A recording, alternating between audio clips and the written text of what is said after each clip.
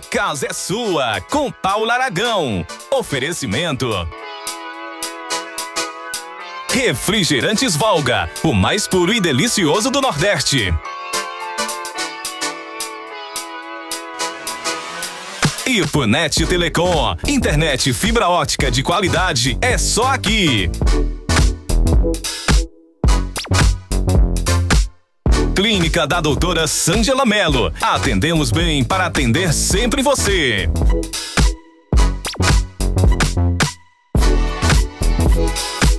Colégio Ipoense, educação que acolhe e transforma.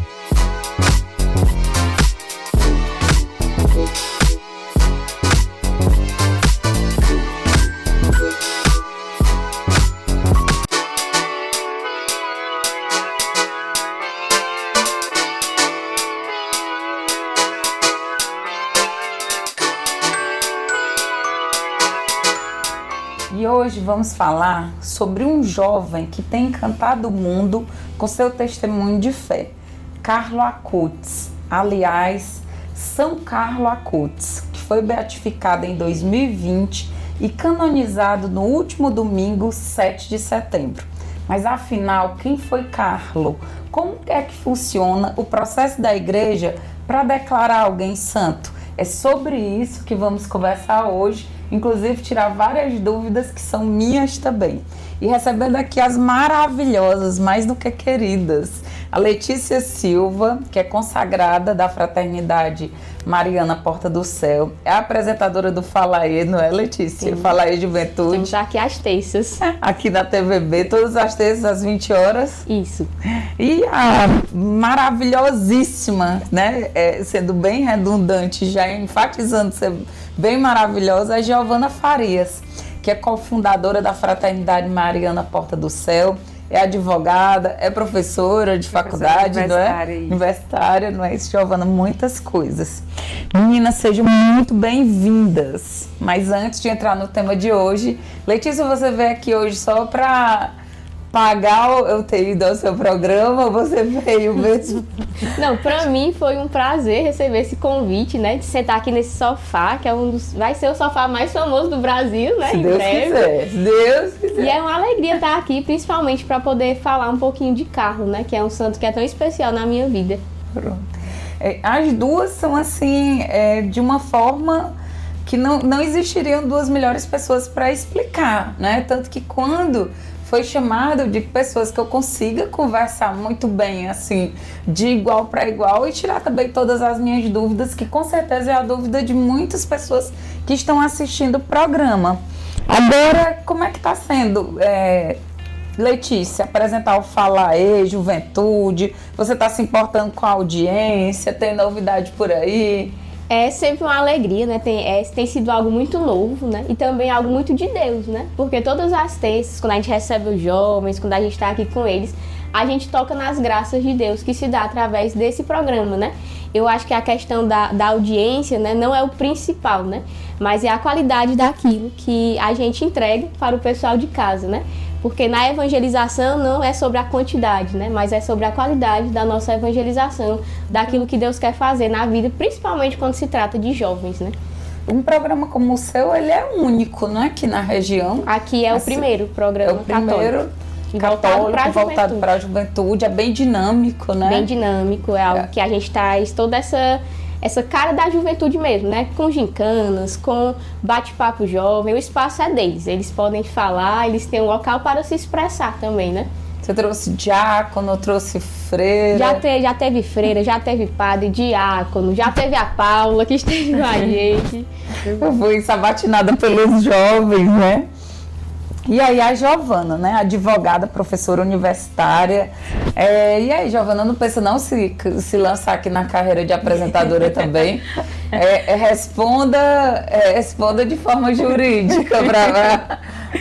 Primeiramente, muito obrigada pelo convite, Paula. É sempre um prazer estar com você aqui. Né? Da última vez foi no programa do Vinícius, né? Isso. Dessa vez aqui do seu programa, estreando, a minha estreia, né, nesse sofá. No sofá. Maravilhoso, diga-se de passagem.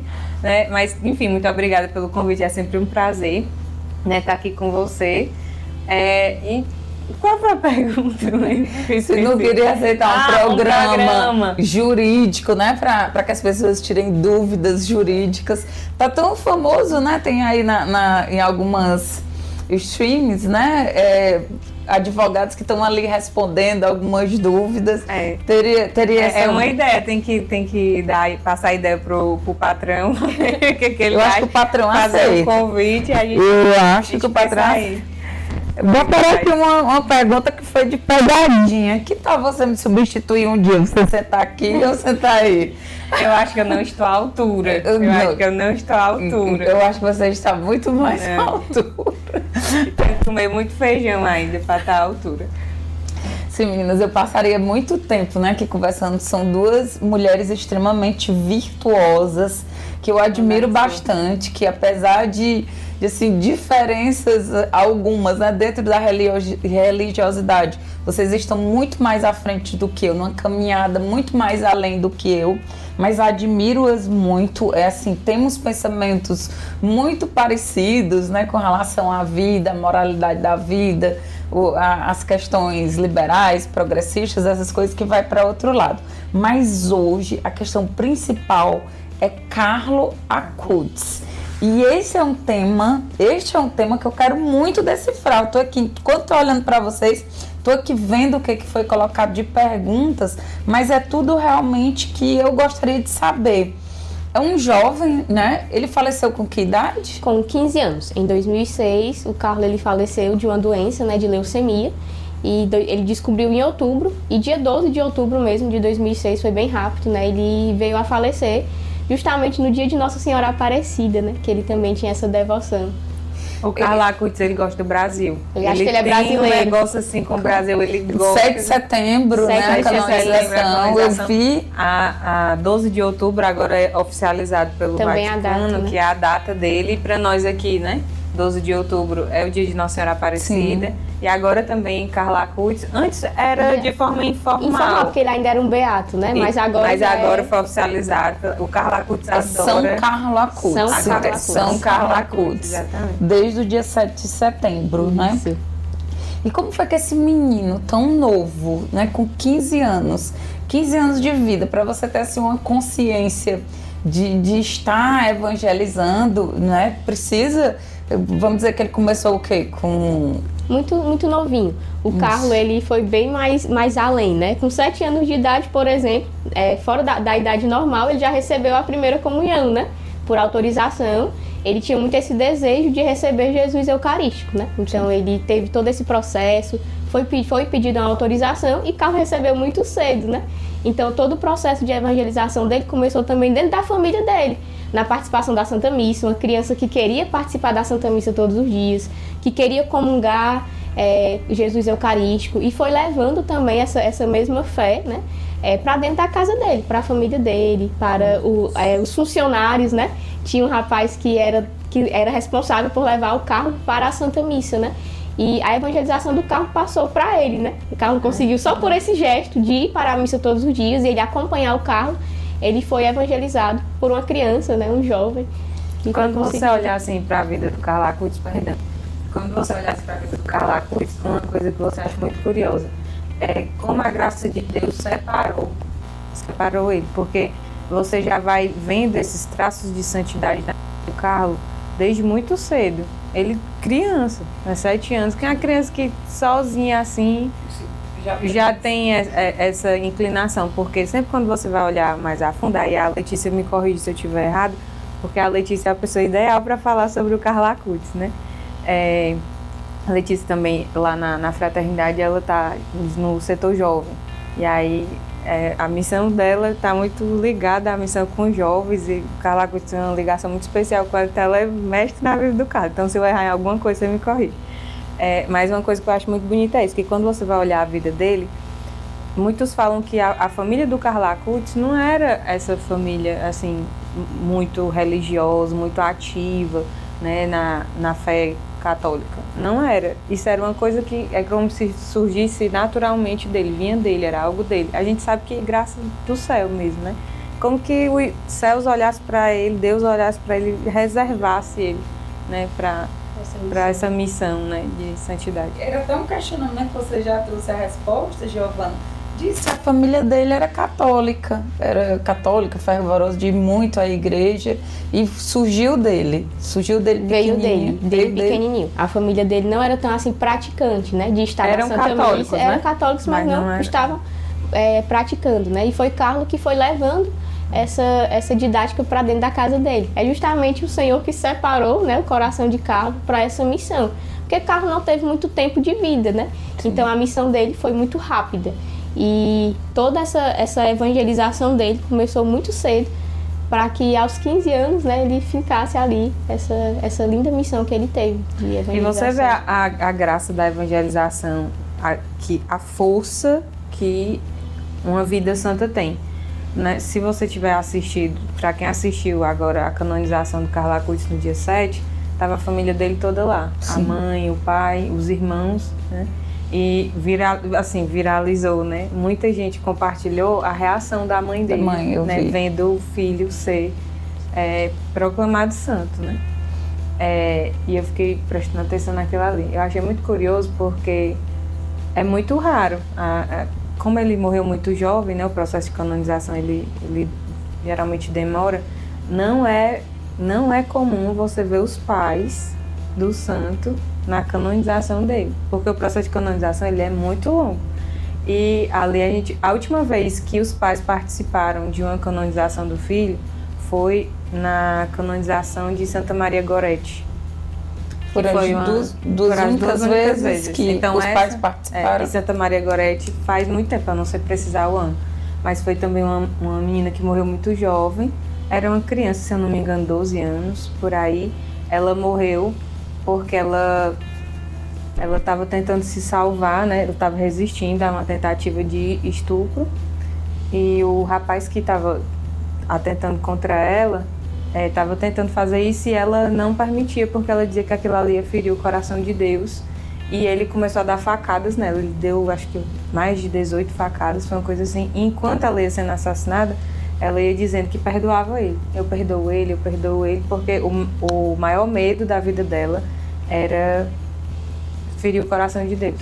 Aí ela foi canonizada, e os pais dela, né, eram santa, os pais dela estavam também na cerimônia, né, na missa de canonização. E aí agora... Há quanto tempo atrás, Giovana? Eu não sei dizer, eu realmente não sei dizer, mas faz tempo. Bastante. Então foi uma coisa bem exclusiva isso que a gente viu agora. E sobre o Carlos Acutis, como foi que esse menino, esse jovem, ganhou tanta notoriedade? Paula, eu acho que é muito pela questão de que a gente é muito acostumado, né, a ver santos como São Francisco, Santa Teresinha, São João Paulo II, que são santos assim de batina, né? Tem assim uma missão dentro da vida da igreja mesmo. E quando a gente olha para o jovem hoje, né, a gente olhando para a santidade, parecia algo muito distante da gente. A gente olha para a vida desses santos, pelo menos eu, né, quando eu entrei na comunidade, eu fui vendo que para mim era algo ainda distante, né? Uhum. Eu sou muito apaixonada por São João Paulo, por Santa Teresinha, mas quando a gente olha para a vida de Carlos, né, a gente acha uma semelhança com o jovem, né? Você olha para São João Paulo, por exemplo, olha para as suas roupas, olha para de São João Paulo, eita, tá errado, né? Não tá batendo. Verdade. Será que não tem como eu ser santo dessa forma, de calça jeans, né? E quando a gente olhou para o Carlos, né, um jovem que é muito semelhante a gente, aí você olha, não, ele parece comigo, né? Então, se ele conseguiu essa santidade, eu também consigo. Eu acredito que o Carlos, né, eu digo isso muito para os meninos, que ele abriu uma porta de esperança para nós jovens, né? Eu acho que foi isso que foi chamando tanta atenção, porque era um jovem comum. Carlos, ele não fez nada assim de extraordinário, né? Nesse processo de santificação dele. Ele só foi um jovem que amou muito a Deus, né? E ele foi deixando pra gente um mapa para ser seguido, né? Na simplicidade mesmo. Então eu acho que quando o jovem ele olha para o Carlos, né? Ele se encontra, né? Ele encontra ali que, não, se ele pode, se ele é igual a mim, então ele conseguiu, eu também consigo ser santo, né? Então eu digo que para cada tempo da nossa igreja, para cada necessidade da humanidade, existe um santo. Perfeito. Há 8 séculos atrás, precisava de um santo que era radical o suficiente a se jogar num monte de espinhos, né? Para evitar pecar, né? Precisava de um santo como São João Paulo, que veio combater o comunismo, né? Mas agora, pra gente, pra essa geração, uma geração de jovens, precisa de um jovem como Carlos. E ele foi assim, um que abriu as portas para uma geração de novos santos, né? A partir da canonização de Carlos, eu tenho certeza que vai ver, assim, muitos santos. É um santo de calça jeans. Pronto. Trazendo para a questão da psicologia, né, da psicanálise, você segue exatamente aquela pessoa com quem você se identifica. Parece. Se é muito distante, exatamente você se coloca nessa distância. Como é que um dia eu vou ser pelo menos um pouco santo? Que em São Paulo, as vestes dele, a forma dele era completamente diferente. Tipo assim, eu olho será que para ser santo eu precisava ser uma freira ou ser um padre, um papa, né? E Carlos veio dizer que não. Para ser santo, você só precisa amar a Deus. A grande maioria das fotos dele, ele tá bem jovem, de óculos escuros, não é? Os jovens olham para ele e se devem pensar assim, a santidade é possível.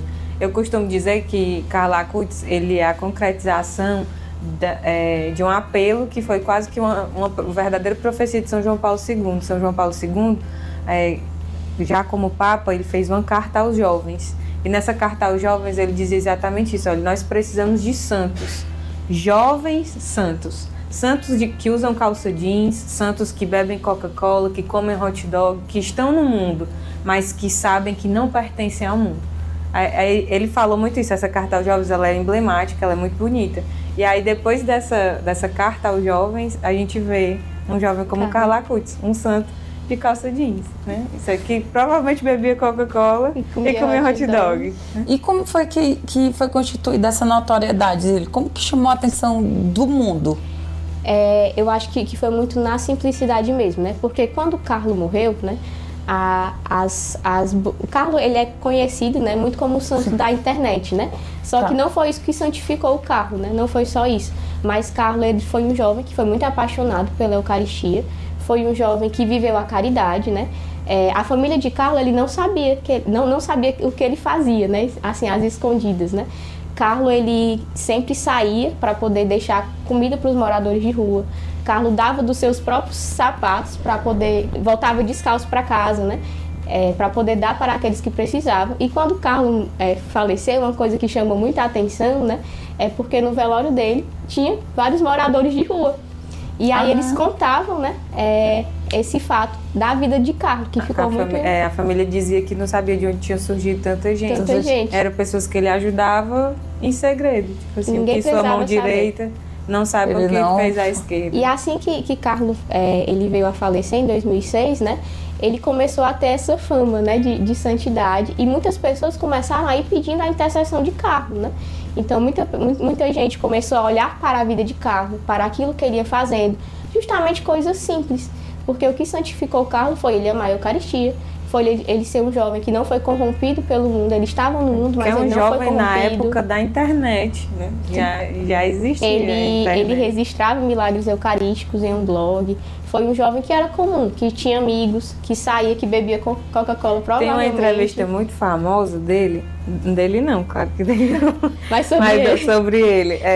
Que diz assim, que reviraram o notebook dele, né, na causa, no processo. Né, no processo de canonização, passam por muitas etapas. E aí pegaram o notebook dele e foram revirar, né? Tipo, a gente tem que ver se existe uma heroicidade nas virtudes, para que a igreja possa proclamar essa pessoa santa. E aí reviraram de cabeça para baixo e não acharam nada. Aí essa entrevista ela termina emblemática. A pessoa pergunta assim, se eu não me engano, né? E você, se revirassem o seu notebook, né, o seu celular, será que você passaria, né, nesse teste? Será que teriam lá coisas de fato santas? Ou não? Né? E uma coisa que chamou muita atenção... Para onde te levaria, né? A pesquisa do seu celular? E uma coisa que chamou muita atenção, assim, que tornou assim, Carlos mais conhecido, né, foi quando aconteceu o primeiro milagre dele, que foi aqui no Brasil mesmo, né? Teve uma festa em uma comunidade, né, uma paróquia, e tinha umas relíquias de Carlos. Nesse tempo, Carlos já era... Tinha a fama, né, já tinha essa fama, já era servo de Deus, né? Porque esse primeiro milagre foi em 2020, em 2016, né? O Papa Francisco, ele abriu o processo dele, então ele já estava ali nesse nível de servo de Deus, né? E veio relíquias dele para o Brasil. E aí, se eu não me engano, foi a avó do meninozinho, levou ele para essa missa e ele tocou nas relíquias. Essa criança, ela sofria, né, de uma malformação no pâncreas, que era uma doença muito rara, né, e que até então não tinha nenhuma cura. Ele não conseguia se alimentar, ele estava muito magrinho, tinha uma perda de peso muito rápida. E assim, a tendência era que essa criança viesse a falecer em pouco tempo, né? E aí levaram essa criança para lá, ele tocou nas relíquias e pediram a intercessão de Carlo, né? E quando essa criança foi para o médico, né? Quando ele chegou em casa, foi a primeira vez que ele mesmo pediu comida sozinho. E ele começou a comer e não colocou aquela comida para fora, né? E aí levaram ele novamente para fazer os exames e lá viram que a criança não tinha mais essa má formação, né? E depois disso foi aberto o processo de Carlos foi reconhecido como beato, né? E começaram a ir buscando a canonização dele. Só um instantinho, Letícia, é por esse processo que ocorreu no Brasil, essa situação ele de se tornou cura, beato. ele se tornou beato. Por Sim. isso que ele é tão visto no Brasil, é isso? Ele é tão visto no Brasil. Carlos, ele tinha assim um amor muito grande pelo Brasil, né? A gente brinca que Carlos ainda é mais brasileiro do que italiano, né? E ele tinha esse amor muito grande pelo Brasil. Tanto que o primeiro milagre dele foi em terras brasileiras, né? E aí, depois desse processo, em 2020, Carlos ele se tornou beato. E o processo de canonização geralmente demora muito, né? Sim. Só que o de Carlos foi muito rápido. O jovem morreu em 2006, em 2020 ele já era beato, né? E em 2022, Carlos ele teve o segundo milagre reconhecido, que foi o que abriu 5 anos, né? o processo dele de canonização, que foi justamente uma jovem, né? Acho que na Costa Rica, se eu não me engano, que ela teve um acidente de bicicleta e ela teve um traumatismo craniano, né? E ela também foi curada pela intercessão de Carlos. Tá, você estava explicando essa questão de relíquia. O que significam as relíquias? O que é uma relíquia? A relíquia, assim, na Igreja Católica nós temos muito essa questão da relíquia dos santos. O que é? E tem graus, né? Sim. Tem a relíquia de primeiro grau, a relíquia de segundo grau e a relíquia de terceiro grau. É um costume que a gente tem na igreja muito antigo. Como esse santo ele é colocado como santo e para veneração, a gente tem coisas que lembram aquele santo. Por exemplo, a relíquia de primeiro grau é geralmente uma parte do corpo daquele santo. Um fio de cabelo, né, um pedaço do osso, enfim, qualquer coisa que seja o corpo daquele santo, né? Que geralmente tem alguns corpos que ficam incorruptíveis, por exemplo, não. Sim. Enfim, aí você consegue um pedacinho de cabelo e tudo mais. As relíquias de segundo grau é tudo aquilo que pertencia ao santo. Tipo assim, a roupa que ele usava. Por exemplo, se você virar santo, Paulo, o seu óculos, o óculos que você está usando, vira uma relíquia, no caso de segundo grau, porque é o que você usou. Tipo, os pentes de cabelo que você usou, a roupa que você usava, então essa é uma relíquia de segundo grau, o texto que você rezou, enfim. E o de terceiro grau é tudo aquilo que encostou no santo ou no caixão, alguma coisa assim, que encostou nele, né? O Carlo Acutis tem umas pétalas, né? Eu vou perguntar sobre isso, nós Tá estamos aqui com a relíquia, né? Isso. Ela é, sim, você explicando, ela é uma relíquia de terceiro grau, porque foram as rosas que foram passadas no caixão do Carlo Acutis e essa rosa nunca veio a murchar, né? Nunca murchou, a cor não muda, ela é intacta, como se tivesse ali na roseira plantada, né? Nunca. As pétalas não murcharam. Aí, tipo assim, não pertenceu ao Carlo e nem é parte do corpo, cabelo, essas coisas dele, mas é uma. É o que ele foi tocado. Que ele tocou e passou, aí vira relíquia de Aí aqui, terceiro por exemplo, também tem a questão de um pedacinho do caixão que o Carlos foi enterrado, né? E também se tornou uma relíquia de terceiro grau. Aí é para veneração, você tá com aquela relíquia, você tá pedindo a graça àquele santo, àquele beato, você reza ali diante da relíquia, lembrando daquele santo, pedindo a intercessão dele. Eu costumo dizer que os melhores assim, santos que você tem para pedir milagres são os beatos, porque estão precisando de um milagre para poder ser canonizado. Então, excelente chega pro beato. Ideia, doutora. É uma dica boa, né? Excelente. Ele Ele está precisando do milagre e você também juntou Junto a necessidade dos dois. útil com os dois precisando de alguma coisa. Mas por que foi que ele ficou tão conhecido como santo da internet? Já que na época não tinha essas redes sociais, como Instagram, como... Tinha o YouTube já? Não tinha. Era pouco utilizado, né? O que o Carlo tinha, né, era justamente um blog, onde ele registrava milagres eucarísticos, né? No meio que o Carlo achou de evangelizar, né, no tempo dele, foi usando a internet, uma ferramenta que ele tinha. Então ele procurava vários milagres eucarísticos pelo mundo, né? E ele ia registrando nesse blog. Esse blog ele existe até hoje, né? Se você procurar lá, se você tá, né? Blog de São Carlo Acutis, aparece lá o linkzinho, você aperta e você consegue ver, né? Procurarei. O que o Carlo deixou, né? Como se fosse uma relíquia também, né? Virtual, que foi algo que ele escreveu. Já entrou, Letícia, no blog? Entrei. E aí lá tem vários milagres eucarísticos. E Carlo, ele ficou conhecido, né? Como esse santo da internet, justamente porque ele está nessa época, né? Ele estava na internet. Só que eu acho que eu vi muitos locais limitando o Carlo a isso, né? Dizendo que ele era o santo da internet, o padroeiro da internet e tudo, só que a vida de Carlo não se limita a essa questão. A internet não foi o que santificou o Carlo, né? Mas foi só uma ferramenta que ele usou.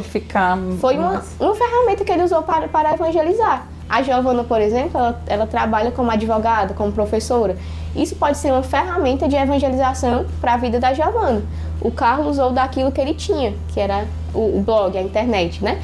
Mas a santidade de Carlo, ela foi além disso, né? Foi um coração apaixonado pela Eucaristia, foi um coração que vivia a caridade. Então, essas outras coisas foi realmente o que foi santificando a vida de Carlo. A internet foi um meio que ele usou para evangelizar, né? Porque geralmente não, todos os santos, né? Eles têm um meio de evangelização, né? E o de Carlo foi justamente essa parte, né? É legal pensar nesses santos dessa geração nossa agora, né? Porque olha que legal, uma relíquia digital, virtual, né? O blog do Carlo Acutis hoje pode ser considerado uma relíquia. Eu sei lá, seria de o quê? Segundo grau, primeiro grau? Não, primeiro não é. Seria a segundo grau. Era algo dele, né? Algo dele, segundo grau. Então, é uma relíquia que hoje todo mundo tem acesso. Você digita lá e você tem acesso àquela relíquia. E olha que interessante, onde era que a gente poderia falar de relíquia digital? Aí, o que me leva a pensar, os santos desse tempo, que são novos tempos, têm novos desafios, né? E é como a Letícia disse no início, para cada tempo surge um santo para aquele tempo específico. E isso é muito legal de pensar, porque São João Paulo II, nessa carta, ele fala assim, que santos que estão no mundo, mas que sabem que não pertencem ao mundo, que pertencem ao céu. É você pegar as coisas que a gente tem disponível e santificar essas coisas. Não é viver assim, eu vou ser santo se eu for um monge ou uma monja, longe de tudo e de todos, longe da sociedade. Não, aí você tem santos como Carlo Acutis, que está na internet, que está no meio da sociedade, que está mostrando que pode santificar um ambiente até como a internet. Por exemplo, não existiam redes sociais na época do Carlo Acutis. Então, o próximo santo, no nosso tempo, talvez ele tenha Instagram. Tem o TikTok. E ele possa santificar as redes sociais, né? Tipo assim, se o Carlo Acutis é o padroeiro da internet, então o próximo santo desse novo tempo, dessa nova geração, sei lá, pode ser o padroeiro das redes sociais, pode ser o padroeiro do Instagram, do TikTok, né? É você pegar o que existe, o que está no mundo e ir santificando, usando aquilo como instrumento de santificação para você e para o mundo. Nessa época quando o Carlo Acutis faleceu, era uma época que realmente... Eu fui da época do blog, a gente usava o blog como um diário. Você escrevia ali, você escrevia cartas, você escrevia seu dia a dia, você colocava... Ia colocando várias coisas. Tem santas como Santa Faustina, que tem o diário de Santa Faustina. Santa Faustina, ela tinha um diário, que hoje é um livro que a gente pode ter e ver o que Santa Faustina, ela escreveu, né? Muitos santos deixaram livros pra gente poder ir tocando. E Carlo deixou um site pra gente poder ir vendo um blog. E lendo também, é como se fosse o diário de Santa Faustina, né? O diário do Carlo. Acho que tô nem cogitando chegar perto de Carlo Acutis, mas eu acabei de lembrar que eu tinha um blog que nunca me desfiz, que chamava E Assim Falou Paulo Aragão. Eu lembrei exatamente disso, de como eu escrevia meu dia a dia, né? Então, Essa questão das vezes colocar tanto peso na internet, tem a internet também sendo usada para o bem o tempo inteiro, né? Quantas pessoas, quantos padres, né? Quantas questões de quaresmas estão atingindo tantas pessoas, né? Pessoas que se unem mesmo em oração pela internet. Você já respondeu na questão de quais foram os milagres que foram reconhecidos, mas o que se deu assim ter sido tão rápido, né? Ele se transformou beato em 2020, né? Em 5 anos santificado. Né? Isso foi levar tempo, 5 anos. Qual que existiu, assim, qual é a diferença principal de uma santificação de antigamente para essa de agora? Será que a internet também traz mais rapidez, a comprovação? Na verdade, antigamente o processo de canonização ele era mais simples. Ele foi ficando mais rígido com o passar do tempo. Os santos ali dos primeiros séculos geralmente eram os mártires, né? Aqueles que davam o sangue, né? pela fé, né? Para não renunciar à sua fé. Os mártires eles eram ali considerados santos, enfim. Com o tempo, né? A partir acho que foi pela Idade Média, começou-se a melhorar esses processos, né? A deixar mais criterioso. E aí, a partir dessa criterização, entra outros critérios. Agora não é mais santo só pelo martírio, né, de sangue, mas pela heroicidade nas virtudes. É quando você é heróico nas virtudes. É quando você, com a sua vida, amou a Deus. O que eu costumo dizer é que um santo, ele está numa situação em que ser heróico na virtude é quando você está numa situação em que ninguém lhe exigiria agir de outra forma, é uma situação impossível, mas você vai para além daquilo e age com a heroicidade naquela virtude, na caridade. Por exemplo, São Maximiliano Kolbe, eu gosto muito do exemplo dele, porque como ele estava ali no campo de concentração, os nazistas pegaram ali para punir, pegaram 10 pessoas e disseram que eles iam morrer por inanição, por 10 dias, todo mundo numa cela só, aquela coisa toda. E aí, uma dessas pessoas que estava listada entre as 10 começa a chorar e dizer: olha, eu sou pai de família, eu não posso morrer. E aí, o guarda, para fazer piada, diz assim: quem é que quer morrer no lugar dele? São Maximiliano vai e levanta a mão e diz que vai morrer no lugar dele. Numa situação, num contexto como esse, você vai poder exigir das pessoas ali morrer nos lugares da outra. Sim. Até numa situação fora disso, você não tem como exigir isso de ninguém. É totalmente. Por um filho, né? Talvez. Tipo assim, é uma situação totalmente, como é que chama? Justificável. Os santos, eles vão além. Eles têm esse heroísmo, né? Na caridade, nas virtudes como um todo. Aí, como os processos foram ficando mais criteriosos, aí você consegue hoje fazer a canonização de um santo como Carlo Acutis, como a Letícia colocou. É um santo do ordinário, que o extraordinário dele foi amar a Deus na vida ordinária, foi ser heróico na caridade, na humildade, não foi o martírio de sangue, né? Não foi derramar o sangue pela fé, mas ofertar a vida pela fé. Então, assim, antes o processo era mais simples, por assim dizer. Agora ele é mais complexo, ele é mais criterioso, porque foi se reconhecendo a santidade de vida, assim. Era mais simples, mas precisava de um ato muito martírio. Um martírio. Assim, chamar o martírio de simples é até complicado, né? Não, mas só para entender, né? De que forma essa simplicidade, porque não existiria dúvida nenhuma, né? Diante de você. E era tipo assim, grandes feitos, por exemplo, o santo, se eu não me engano, posso estar errada, mas o santo que teve uma das canonizações mais rápidas foi Santo Antônio de Pádua. Foi 1 ano. Isso não existe hoje em dia. Hoje em dia, atualmente, né, desses tempos para cá, mais modernos, o santo que teve a canonização mais rápida, que ele morreu assim, todo mundo falou santo súbito, canoniza, foi São João Paulo II e durou 9 anos. Sim. Pronto, foi o mais rápido desses tempos para cá. Mas eu na história da igreja, assim, teve Santo Antônio de Pádua, que foi 1 ano. Foi 1 ano para ele ser canonizado, proclamado santo. E os feitos de Santo Antônio de Pádua eram uns negócios assim, não tinha como dizer que ele não era santo.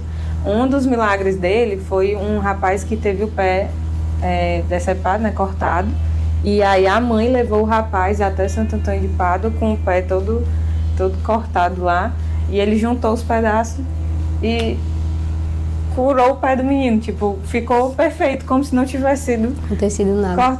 como se fosse nada. A outra foi o rapaz que tinha falecido. E a mãe levou até Santo Antônio. Santo Antônio teve um milagre da ressurreição. O menino ressuscitou. Aí você olha para uns feitos como esse, né? Um milagre por intercessão desses santos, né? É santo. Sim. É santo. Ele ia pregar para os peixes, né? A história mais assim dele é de pregar para os peixes, que uma vez ele foi pregar e o pessoal não estava escutando a pregação dele, aí teve um cara que mandou assim: vai falar para os peixes, talvez eles te escutem, né? Aí ele falou: tá bom. Um homem extremamente humilde foi lá para a beira do rio e começou a pregar para os peixes, né? Irmãos peixes, louvem a Deus. E os peixes começaram a sair do rio, colocar tipo a cabeça para fora, como se tivesse escutando. Vários peixes. O pessoal olhou aquilo, ficou abismado, começou a se converter e escutar de fato aquilo que ele estava dizendo. Aí, tipo assim, olha os feitos dele, né? Grandiosos. Sim. Aí o processo era mais simples, mas olha o tanto de evidências, assim, por assim dizer, né? Aí hoje não, hoje é mais complexo, demora mais, tem todo Meninas, assim, diante de um mundo que é muito mais fácil nós estarmos conversando sobre coisas deletérias, coisas ruins, né? Quando vem tantas mensagens, né? Situações de situações como Antônio de Pádua, né? Santo Antônio de Pádua, como Carla Coates. Então a gente fica maravilhada e com vontade de saber cada vez mais. Mas pra gente, infelizmente, finalizar esta segunda, né, de tantas boas explicações, provavelmente outras pessoas buscarão vocês. Onde podem encontrá-las, quem tiver mais dúvidas? Na fraternidade, né? A fraternidade está de portas abertas, a fraternidade Porta do Céu, que nós fazemos parte, que é nosso carisma, nossa vocação. De segunda a segunda, se você pesquisar, né, tem grupo acontecendo, né? Na segunda é o grupo de jovens do Carla Coates, inclusive, recebe o nome dele. Exatamente. Na terça tem grupo de crescimento, na quarta tem... Todos os dias tem a oração do Texto da Misericórdia, às 3 horas da tarde. Todos os dias, de segunda a sexta, às 3 horas da tarde. Na quarta tem os consagrados, né, as células dos consagrados. Na quinta-feira tem grupo das crianças. A catequese também é dia de terça. Na sexta-feira tem vigília e grupo aberto. No sábado tem louvor comunitário. Domingo, geralmente, é o dia que... Às vezes tem missão, às vezes tem retiro. Mas geralmente é o dia mais livre, mas qualquer hora que você chegar... Nos horários que que divergem com o da missa, não é isso? Sempre depois da missa. Tá. A partir de 7h30, né? Que aí você já tem... Para finalizar, como é que as paróquias, como é que a juventude, como é que podem se inspirar, né, nesse testemunho de Carla Coates? Eu acho que é só você olhar para a vida de Carlos, né? Você olhando para a vida dele, você consegue, sim, se inspirar e desejar a santidade, né? Eu que estou com jovens, né? Geralmente às segundas, sempre que a gente fala de Carlos, né? A gente vê, assim, esse desejo que vai sendo plantado no coração deles. Realmente o desejo pela santidade, né? A gente, na Porta do Céu, né? A gente passou um período sem ter o grupo de jovens, que antigamente era o Portaitício, né? Um pouquinho antes da pandemia, o grupo já foi ali diminuindo e foi como se acabando, né? Sim. E entrou a pandemia e depois da pandemia a gente não conseguia voltar com o grupo de jovens, né? E aí em 2022 a gente recebeu a graça de ter a relíquia do Carlos aqui na nossa paróquia, na paróquia de Ipu. E na nossa comunidade especial, né, a gente recebeu essa visita dessa relíquia, né? E nesse dia, muito interessante, apareceu vários jovens para esse momento, né? E Carlos, ele reavivou nos nossos corações, no coração daqueles jovens, né? Esse desejo pela santidade mesmo, né? E esse amor pela juventude. Desde 2022, o nosso grupo, ele leva o nome de São Carla Coates, né? Agora São Carla Coates, justamente por essa intercessão de Carlos, né? E eu digo que, especialmente aqui na nossa paróquia, Carlos, ele tem, assim, um espaço muito especial, né? Nas nossas vidas, nos nossos corações, porque ele nos ajuda a enxergar no ordinário do nosso dia a dia também um caminho de santidade, nas coisas simples mesmo. Na minha escola eu posso ser santo, no meu trabalho eu posso ser santo, com os meus amigos eu posso ser santo, na internet eu posso ser santo, né? Então Carlo ele foi deixando assim vários meios para essa santidade, né? Então a vida de Carlo por si só, ela é assim um verdadeiro abrir de portas, é uma nova esperança para a juventude, né? Em um mundo que a juventude está sendo tão corrompida, tão atacada, tão abandonada mesmo, né? Carlo ele abre uma porta de esperança para os jovens, para este caminho de santidade mesmo. E o legal da vida dos santos é que eles de fato são essa esperança. Você olha para a vida dos santos e o que você tem de novo assim na humanidade é esperança. Porque de fato são pessoas que estão ali no ordinário, mas que são pessoas silenciosas, são pessoas humildes, são pessoas que estão ali para amar a Deus. E amar a Deus no ordinário, no cotidiano, e a partir disso vão fazendo grandes coisas. Um santo ele não passa despercebido. Não porque ele fica proclamando para os quatro cantos que ele é santo, não é isso. É porque essa graça de santidade, esse amor a Deus, ele exala de uma certa forma que não tem como ficar para si. Ele se expande. Um santo, ele sempre vai viver a caridade no seu auge ali, né? Tem uma passagem bíblica que fala, porque quando a gente fala de santo, a gente pensa que isso não é para mim.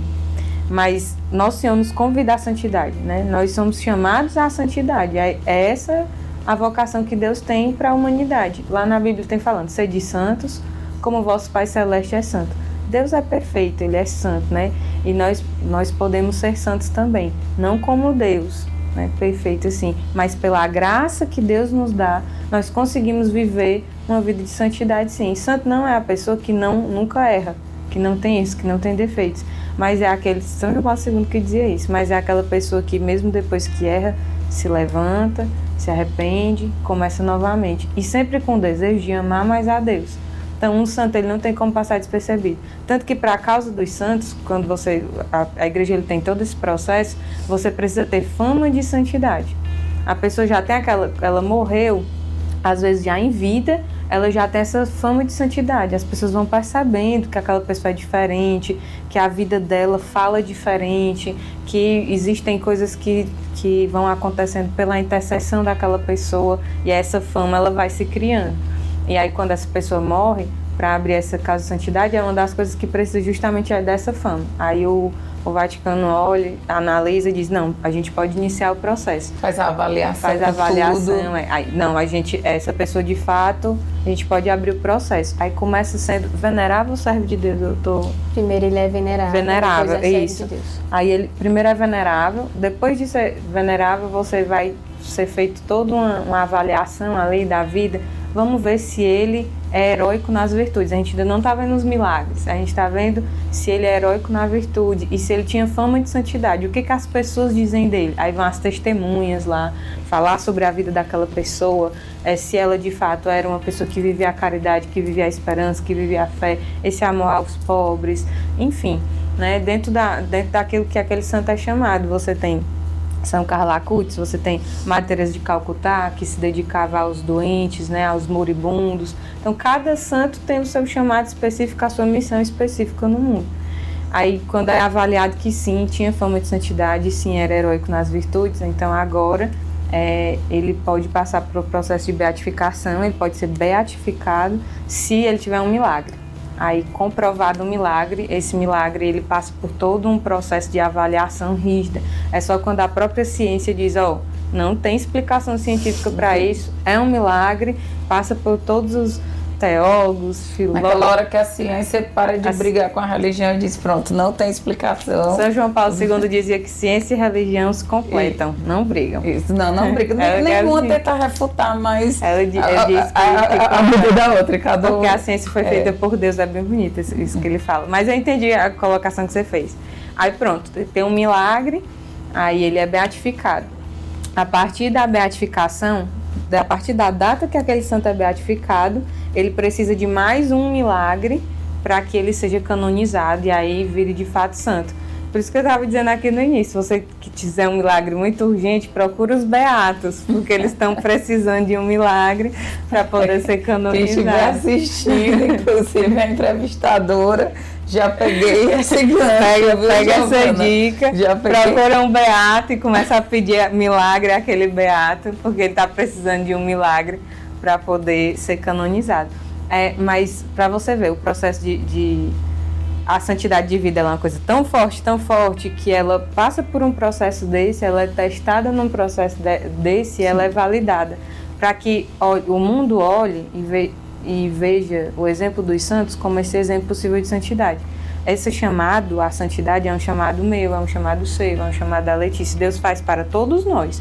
Nós precisamos ser santos, porque nós não pertencemos a esse mundo, a gente é do céu. E para estar na presença de Deus, no céu, Ele deseja essa santificação.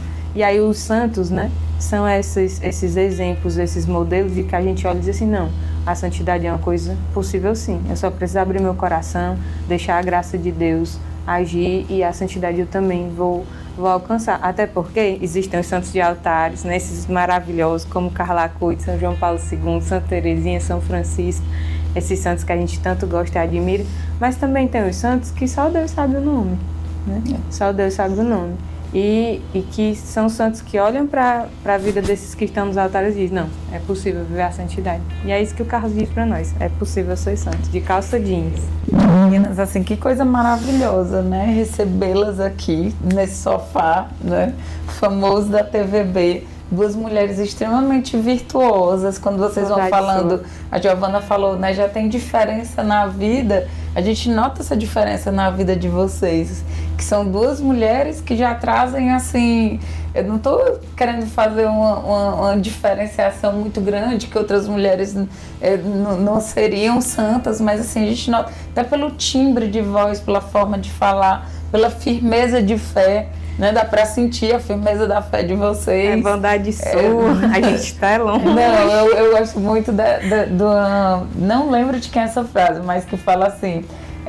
tudo de bom que vem de mim é de Deus, de ruim é meu mesmo, né? Então, assim, se existe alguma hora que você viu aqui bondade, não é minha. Mas, assim, é muito bom escutá-las. É assim, traz alento. Não é uma conversa que nos deixe, né, elétrica, pelo contrário. É uma conversa que traz paz, é uma conversa que traz credibilidade. Dá para olhar no olho de vocês, do que vocês falam, do que vocês apresentam. E assim, eu gostaria de a gente ter um dia inteiro, um retiro, né? um sofá de retiro, manhã, tarde e noite com almoço. Fica a ideia aí Fica a ideia. Mas é muito bacana, era uma situação que me interessava muito, que eu sempre via, né, São Carlo Acutis, exatamente com essas vestimentas muito joviais, né, e algumas dúvidas, tanto que foram outras aqui que eu já fui tirando, exatamente porque tinha essas dúvidas, mas assim, parabéns, não sei se dá parabéns para mulheres tão virtuosas, que a virtude vem de Deus, né, mas é muito bom estar com vocês, é muito leve, sempre foi.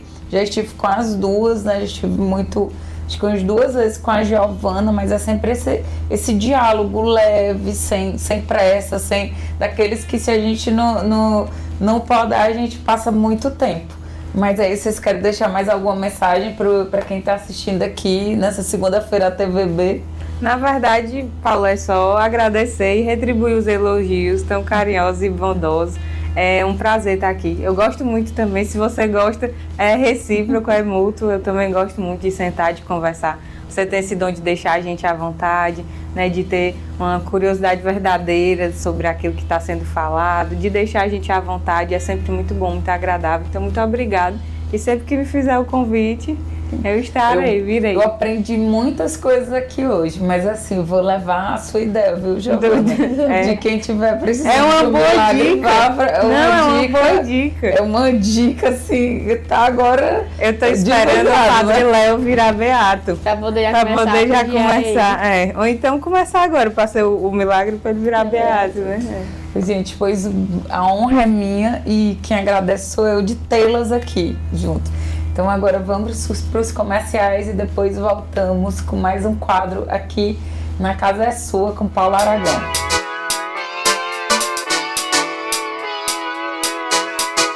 Olha, praia combina com sol, chuva combina com guarda-chuva. Mas sabe o que combina com tudo e em todos os momentos?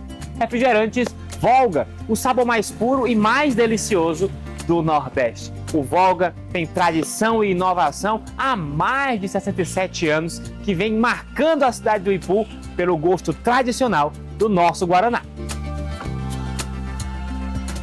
Sinônimo de qualidade e sabor incomparáveis, os refrigerantes Volga são produzidos com os melhores ingredientes e a água pura da Serra da Ibiapaba, garantindo um sabor único e muito refrescante. E é uma variedade de sabores. A linha é completa e para todos os gostos. Você encontra o Volga em diversos lugares e sempre com os melhores preços. Se é Volga, tem sabor e tem qualidade. Volga combina com tudo e com todos os momentos. Se você quer ter o Volga na sua mercearia, no seu comércio, no seu mercantil, no seu supermercado, entre em contato pelo telefone que aparece aí na sua tela e tenha mais informações. Volga, o refrigerante mais puro e mais delicioso do Nordeste. Volga!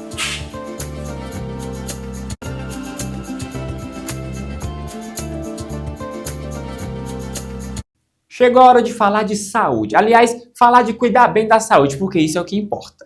Quando se fala no cuidado e no profissionalismo na área da saúde, a gente lembra, claro, do Hospital Dr. Tomás Correia, que há 77 anos tem a tradição de cuidar da saúde do povo do Ipu e, claro, de toda a região.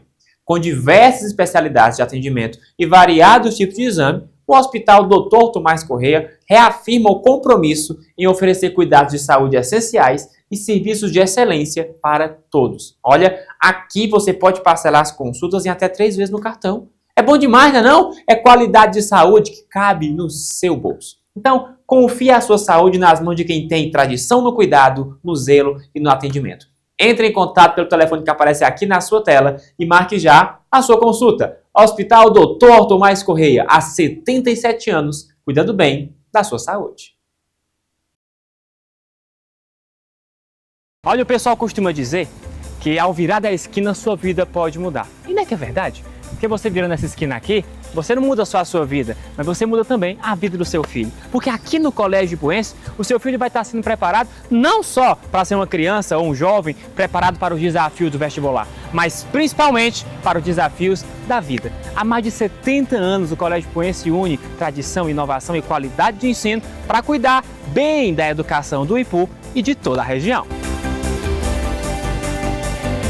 No Colégio Ipuense, a educação vai além da sala de aula. Oferecemos um ambiente acolhedor e inovador, onde o aprendizado é estimulado por meio de práticas pedagógicas modernas e um ensino de qualidade. Aqui, seu filho desenvolve habilidades essenciais para o sucesso acadêmico e pessoal. Só no Colégio Ipuense você tem ensino de excelência, estrutura de ponta, metodologia inovadora e atividades extracurriculares. Invista no futuro de quem você ama. Colégio Ipuense, aqui o aprendizado vai além. Venha conhecer o nosso colégio e fazer parte dessa história de sucesso. Colégio Ipuense, educação que acolhe e transforma.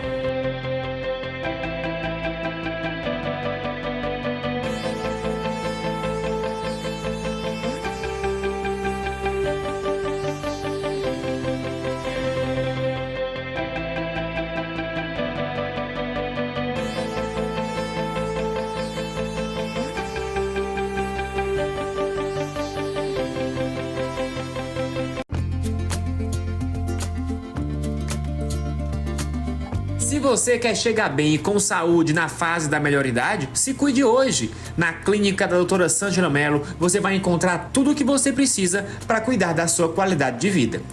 As aulas são focadas nas suas necessidades, para que assim você possa ter mais mobilidade, flexibilidade e autonomia nas suas atividades diárias. A nossa maior missão é melhorar através do Pilates e da fisioterapia a qualidade de vida de todos que nos procuram. O atendimento é por hora marcada e você já pode entrar em contato pelo telefone que aparece aqui na sua tela. Marque a sua consulta e conheça o nosso trabalho. Você não vai se arrepender.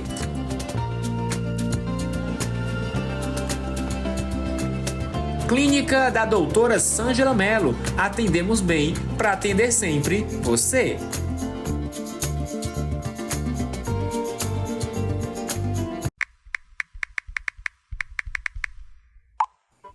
acredito. Essa internet já caiu de novo.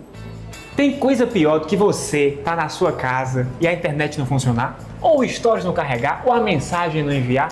Não tem coisa pior. É por isso que você precisa ter na sua casa uma internet de qualidade que tenha tudo aquilo que você necessita. Você tem que ter IPUNET Telecom, a melhor internet fibra ótica do Ipu e de toda a região. Só na IPUNET você vai ter a qualidade que você precisa na velocidade que você merece. Só com a IPUNET você vai ter uma internet de qualidade, com a excelência e com a velocidade que você merece. Sem travamento, sem quedas e com a qualidade nas alturas. Conheça os nossos planos de internet. Tem para todos os tipos, gostos e bolsos. É muito mais qualidade na sua conectividade. IPUNET Telecom, aqui é tudo de bom.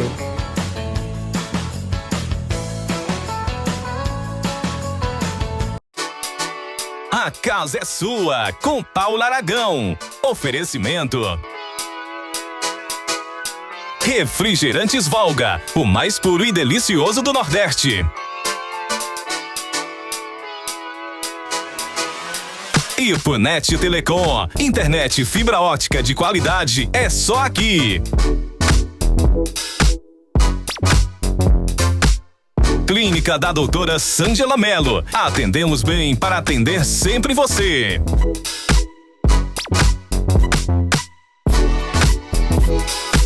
Colégio Ipuense, educação que acolhe e transforma.